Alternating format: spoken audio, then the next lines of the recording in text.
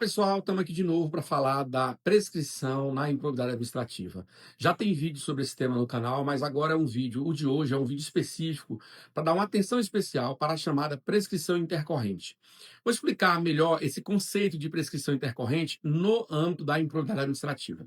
Só para começar, para que o vídeo fique completo, vamos tratar da prescrição pela regra geral. Duas coisas para começar. Inicialmente, a prescrição da improbidade, a redação original do artigo 23, trazia três incisos com algumas hipóteses diferenciadas da contagem do prazo prescricional. Esse regramento era um regramento complexo e que gerava muita, mas muita divergência. Tinha uma regra, por exemplo, que dizia que a prescrição só começava a correr do fim do mandato eletivo, do cargo temporário, da função, etc. E aí um monte de controvérsia. Se o prefeito for reeleito e se ele for afastado do cargo antes do fim do mandato, como é que conta a prescrição? Tinha um conjunto enorme de divergências. Isso hoje está basicamente resolvido. A situação hoje é simples. Veja comigo a redação atual do artigo 23, que trata da prescrição. A ação para aplicação das sanções prevista nesta lei prescreve em 8 anos contados a partir da ocorrência do fato. Olha que simples. 8 anos a contar do fato. Foram extintas, foram afastadas todas aquelas regras, aqueles detalhes, os incisos 1, 2 e 3, etc, etc. Agora é simples. Qual é o prazo? 8 anos para tudo. E eu conto de onde? Eu conto do dia em que ocorreu o fato ou do dia em que o fato cessou, na hipótese de uma conduta permanente. Isso é a redação, essa é a redação exata do artigo 23 da nova lei.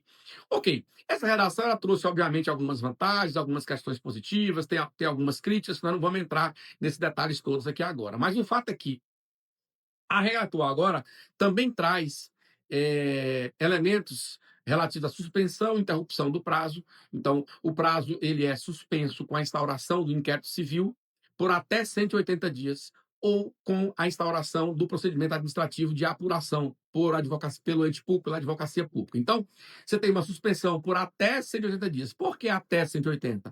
Porque se for concluído antes de 180 dias, a suspensão já cessa. Se o inquérito civil foi instaurado hoje, com 90 dias foi concluído, cessou a suspensão do prazo, ok? E tem também as hipóteses de interrupção. Quando é que o prazo é interrompido? Também está na lei. Isso é legal você acompanhar comigo. Está aqui. Na lei você tem aqui o seguinte, ó, as hipóteses de acompanhamento, essa tela que eu coloco para vocês é uma tela que eu resumi o parágrafo 4º da lei do artigo 23. São basicamente quatro situações. Primeiro, quando a ação é ajuizada. Veja bem, o legislador diz o seguinte: ajuizou a ação de improbidade, interrompe a prescrição. Interrompe, então recomeça a contar. Interrompe. É interrupção, não é suspensão. Então, veja, o legislador optou claramente sobre uma regra de ajuizamento. Não tem aquela discussão sobre a citação, retroage o efeito, se a citação demorou, de quem foi a culpa, isso não interessa. Ajuizou a ação, interrompe a prescrição. Ok. Além disso, vê comigo, a publicação da sentença. Nessa hipótese, também é a publicação da sentença que vai interromper a prescrição. Sentença condenatória. Só interrompe se houver condenação. Primeira hipótese, ajuizamento da ação, interrompe. Segunda hipótese, publicação de sentença condenatória. Terceira hipótese, decisão ou acórdão ratificando a condenação ou reformando a sentença de improcedência para condenar. Então, resumidamente, de forma bem simples, o que interrompe a prescrição na improbidade? Primeiro, o ajuizamento da ação. Segundo, uma condenação. Se for por sentença, a publicação da sentença. Se for por decisão do relator ou do tribunal, do acórdão do colegiado, vai ser da publicação da sentença ou do acórdão. Pode ser um acórdão do TJ, acórdão do TRF, acórdão do STJ ou acórdão do STF. Cada uma dessas hipóteses constitui interrupção da prescrição. Mas aí chegamos então na prescrição intercorrente. O que é a prescrição intercorrente? É aquela que se dá no curso do processo. E a lei traz uma regra, isso não existia. Não havia prescrição intercorrente na improbidade e o STJ já tinha cunhado entendimento, firmado entendimento, de que não há, porque não tem previsão legal. A nova lei trouxe a previsão e essa previsão eu vou mostrar para você aqui agora. Veja comigo.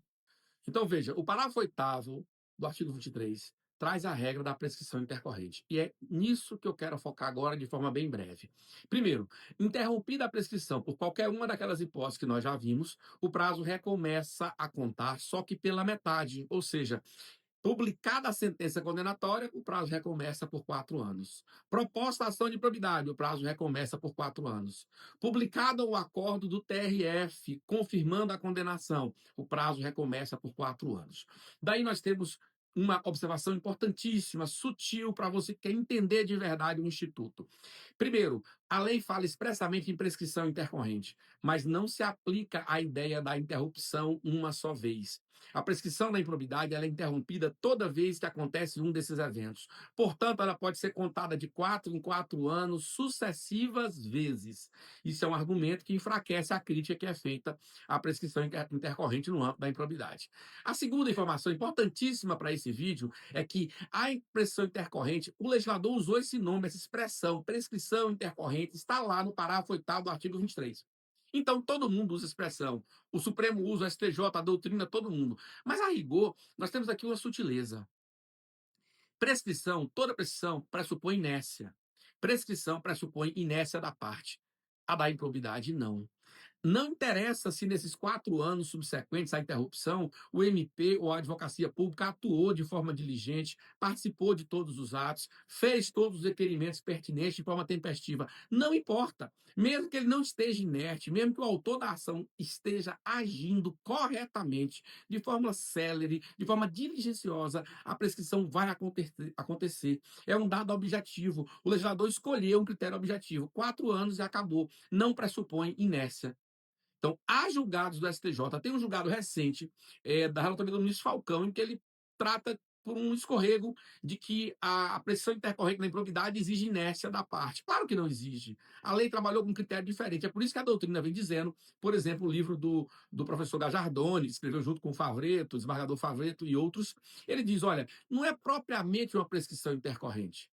Tecnicamente, é uma prescrição interfases. Eu tenho uma prescrição entre cada fase, cujo único critério, é o lapso temporal, não pressupõe inércia, não tem nada a ver com inércia. Então, fiquem ligados nisso, porque a prescrição intercorrente ela é um tema delicado, exige perspicácia e tem uma série de sutilezas. Primeiro, é entender que ela só existe a partir da nova lei, não se aplica para os marcos temporais pretéritos, ou seja, ela só se aplica de 2021 para cá, conforme decidiu o STF. Segundo, embora o nome legal seja prescrição intercorrente, ela não é propriamente uma prescrição no sentido clássico, porque ela não pressupõe inércia, ela não exige inércia. Terceiro, não se aplica o Código 200 do Código Civil, aquela lógica de interromper a prescrição uma só vez. Ela é uma prescrição que se renova para cada fase, é uma prescrição em interfases. Interrompeu a primeira vez quando propôs a ação, 4 anos. Publicou a sentença condenatória, mais 4 anos. Publicou acórdão condenatório ou confirmatório, mais 4 anos. E assim por diante. Então, vejam, há uma perspicácia aqui, há um detalhamento, há uma sutileza. Você precisa ficar atento para entender como isso acontece na prática. E, finalmente, o mais importante, a ADI está em julgamento no Supremo, discutindo exatamente a validade de um conjunto enorme de regras da nova lei de improbidade, e uma delas é a validade da prescrição intercorrente. O ministro Alexandre de Moraes votou pela inconstitucionalidade, na verdade, até suspendeu, agora recentemente, suspendeu esse dispositivo que prevê a prescrição intercorrente. Por quê? Porque no dia 26 de outubro, agora de 2025, a lei de improbidade completou 4 anos. Então, as ações que estavam em curso no dia em que a lei foi publicada e que não foram sentenciadas, ou cuja apelação não foi julgada desde então, elas alcançariam o lapso de 4 anos agora, no dia 26 de novembro de 2025. Para evitar essa prescrição em massa, havia milhares de ações, há milhares de ações ainda em curso. O STF, o ministro Alexandre, relator, proferiu uma decisão lá de referendo do plenário para suspender a eficácia desse dispositivo. O julgamento está em curso. Esse julgamento ele tem dois votos, o voto do relator, Alexandre de Moraes, o voto do ministro Gilmar, em sentido oposto, bem diferente o voto do ministro Gilmar. O voto do ministro Alexandre um pouco mais rígido, digamos assim, mais punitivista. O voto do ministro Gilmar no sentido mais garantista, que me parece mais equilibrado.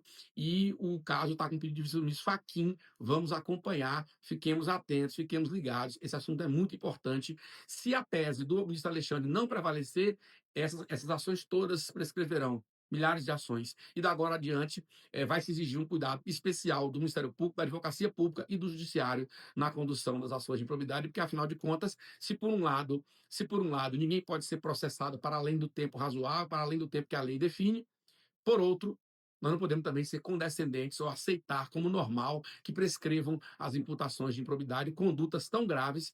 Afinal de contas, lembre-se sempre disso. Há um direito constitucional difuso à probidade, a um direito à gestão pública honesta. E esse direito, ele é tutelado em boa medida pela ação repressiva, punitiva, que é a ação de improbidade administrativa. Beleza, pessoal? Até a próxima.